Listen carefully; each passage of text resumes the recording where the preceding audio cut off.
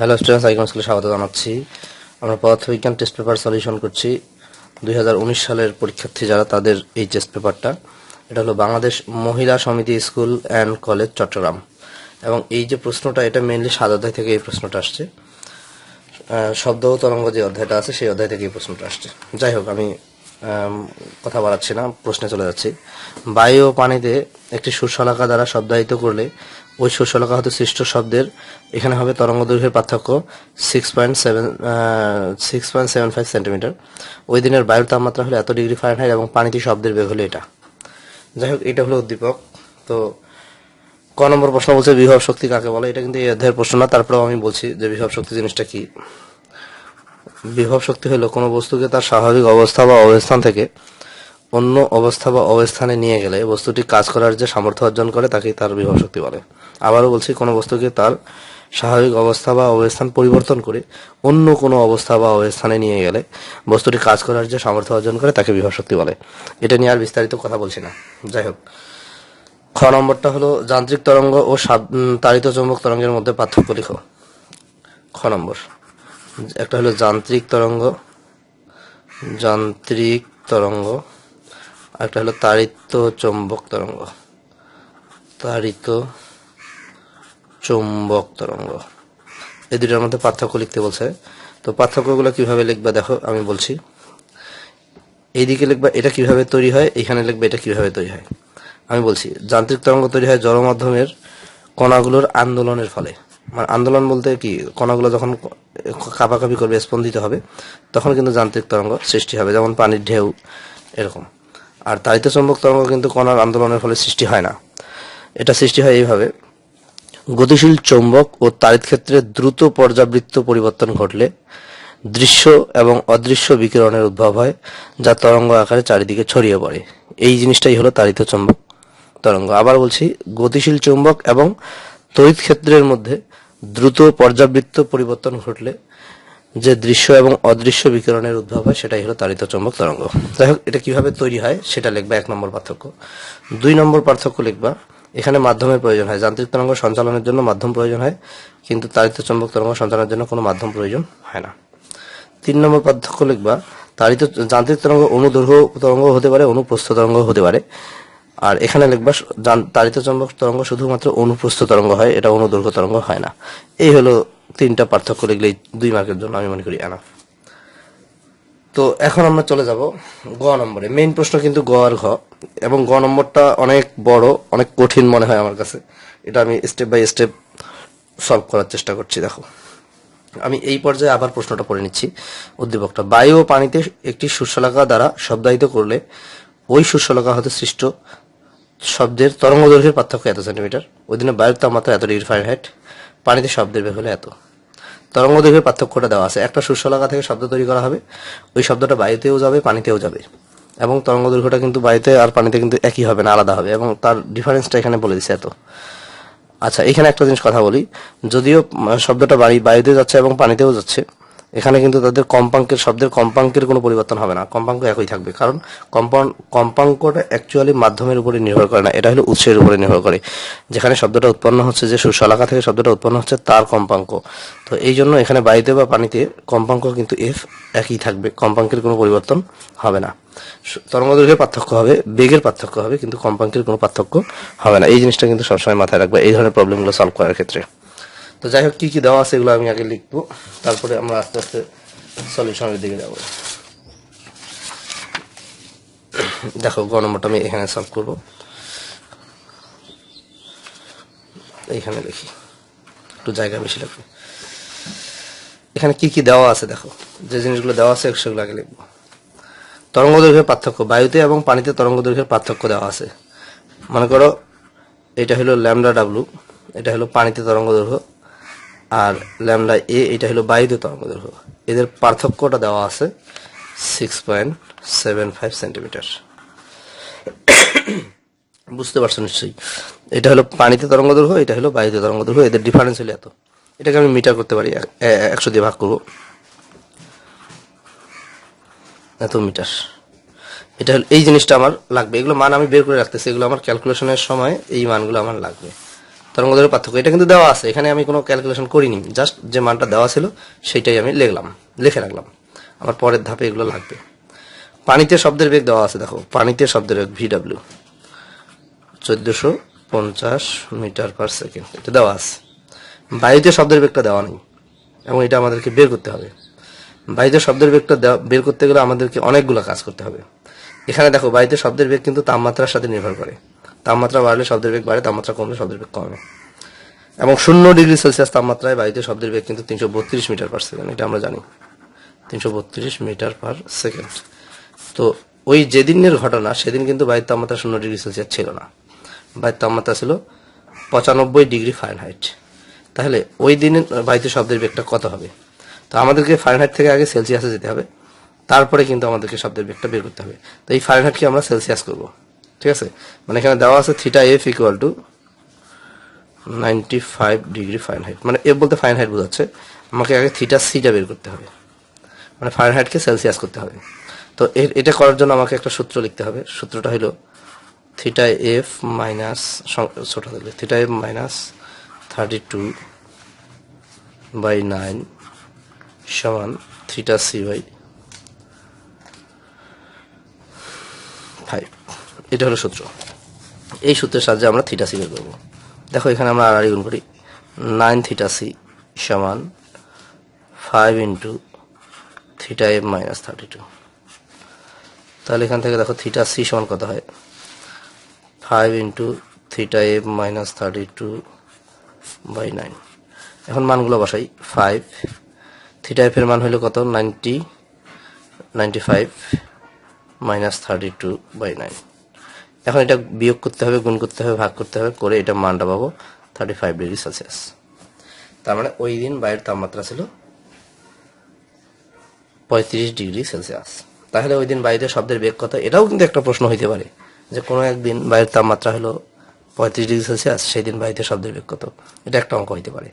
আবার এটাও একটা অঙ্ক হতে পারে যে কোনো একদিন বায়ুর তাপমাত্রা হলো ফারেনহাইট স্কেলে হলো 95°F, সেলসিয়াস স্কেলে কত? তখন কিন্তু এইটুকু করলেই হবে।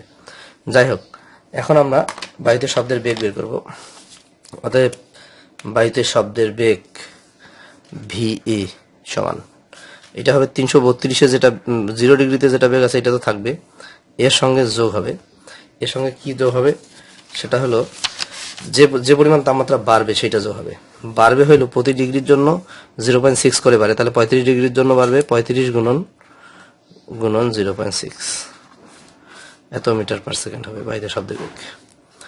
আচ্ছা, তাহলে 332 যোগ, আমরা 35কে 0.6 দিয়ে গুণ করব, 35 গুণ 0.6 21। এখন 21-এর সঙ্গে এটা যোগ হবে 353 মিটার পার সেকেন্ড। এটা হলো বায়ুতে শব্দের বেগ। লক্ষ্য করো, পানিতে শব্দের বেগ এটা, বায়ুতে শব্দের বেগ এটা, এবং এই জিনিসটা আমাদের আগে থেকে আমি লিখে রাখছি। সেটা কি? বায়ু এবং পানিতে তরঙ্গদৈর্ঘ্যের পার্থক্য। এগুলো কিন্তু আমার লাগবে, এই মানগুলো আমি বসাবো। এখন আমরা জানি V সমান F ল্যামডা। দেখো আমরা যে গ নম্বর করছি এখানে কিন্তু আমাদেরকে পর্যায়কাল বের করতে বলছে, পর্যায়কাল মানে বড় হাতের টি বের করতে বলছে। তো এখন পর্যন্ত আমরা কিছুই করিনি, জাস্ট এটা দেওয়া ছিল এটা লিখলাম, পানিতে শব্দের বেগটা দেওয়া ছিল এটা লিখলাম, তাপমাত্রাটা ফারেনহাইটে ছিল এটাকে সেলসিয়াস করলাম, এবং ওই তাপমাত্রায় বায়ুতে যে শব্দের বেগটা বের করলাম। আমাদের মূল টার্গেট কিন্তু টি এর মান বের করা, পর্যায়কাল বের করব। তো এখন আমরা যেটা সূত্র লিখবো, আমরা জানি V সমান F ল্যামডা, V সমান F ল্যামডা। তাহলে পানির ক্ষেত্রে কি হবে? পানির ক্ষেত্রে হবে VW সমান F ল্যামডা W, এই জিনিসটা হবে। আর বায়ুর ক্ষেত্রে কি হবে? VA সমান F ল্যামডা, এই জিনিসটা হবে। মনে করো এটা সমীকরণ নম্বর 1, এটা হলো সমীকরণ নম্বর 2। এখন 1 থেকে 2 বিয়োগ করব, 1 বিয়োগ 2 বিয়োগ করলে আমরা কি পাবো? VW মাইনাস VA, এই জিনিসটা পাবো, সমান F lambda W minus F lambda A। আচ্ছা, ভি ডাব্লিউর মান কত দেখো 1450, মানে পানিতে শব্দের বেগ। ভি এর মান কত দেখো 353। এফ কমন নিলাম, এফ কমন নিলে এখানে পাবো ল্যামডা ডাব্লিউ মাইনাস ল্যামডা এ। আচ্ছা 1450 থেকে এটা বিয়োগ করি, 1450 বিয়োগ 353, 1097। এফ এই জিনিসটার মান কিন্তু আমি আগেই বের করে রাখছি 0.0675। তো এখান থেকে দেখো এফ সমান কত হয়, 1097টা উপরে যাবে, 0.0675 এটা নিচে আসবে, অতএব এফ সমান 1000 ভাগ 0.0675,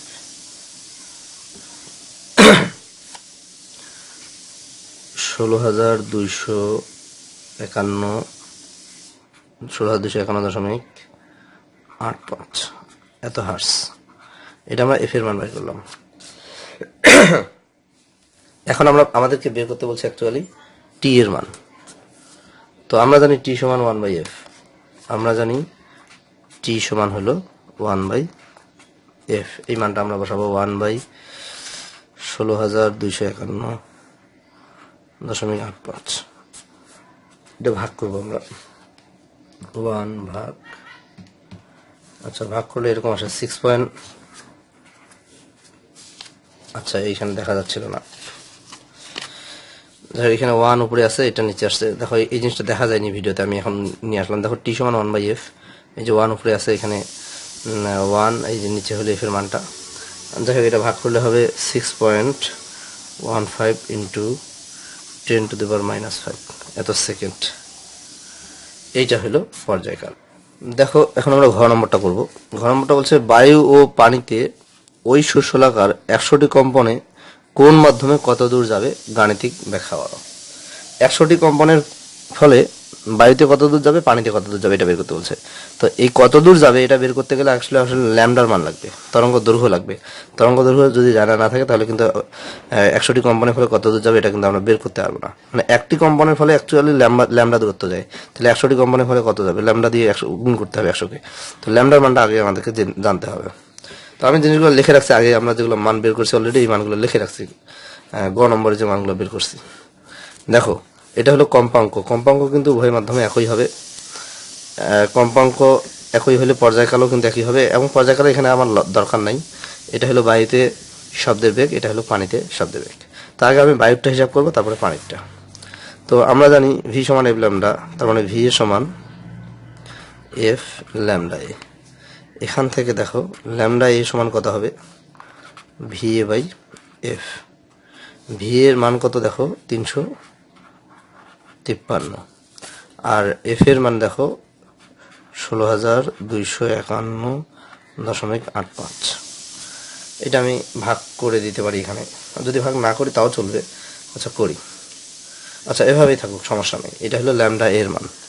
এখন বায়ুতে অতিক্রান্ত দূরত্ব এস সমান, এস এ সমান বায়ুতে অতিক্রান্ত দূরত্ব, এটা হলো এন গুণন ল্যামডা এ। এন হলো কম্পন সংখ্যা, আর এটা ল্যামডা এ হলো তরঙ্গ দৈর্ঘ্য। তাহলে কম্পন সংখ্যা হলো 100টি কম্পন, আর ল্যামডা এর মান হলো এটা 353/16,251.85। এটা আমি ক্যালকুলেশন করব, 2.17 এত মিটার। তার মানে 100টি কম্পনের ফলে বায়ুতে এত মিটার দূরত্ব অতিক্রম করবে। এখন পানিতে কত অতিক্রম করবে দেখো, তাহলে পানির ক্ষেত্রে তরঙ্গ দৈর্ঘ্যটা আমরা আগে বের করব। পানিতে আমরা ওই সূত্র আবার এখানে লিখি, আবার ভি ডাব্লিউ সমান এফ ল্যামডা ডাব্লিউ। তাহলে ল্যামডা ডাব্লিউ সমান কত হবে, ভি ডাব্লিউ বাই এফ।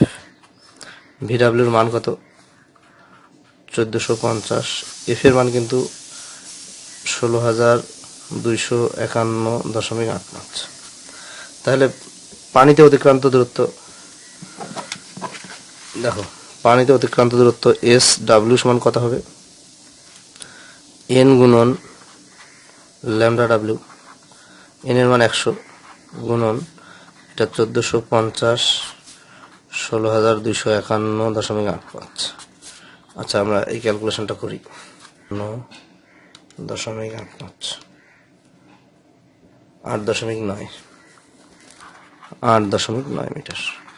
তার মানে পানিতে 100টি কম্পনের ফলে পানিতে অতিক্রান্ত দূরত্ব হবে 8.9 মিটার, আর বায়ুতে 100টি কম্পনের ফলে অতিক্রান্ত দূরত্ব হবে 2.17 মিটার। তাহলে এখানে দুইটা অ্যান্সার আমরা পেয়ে গেলাম। Thank you.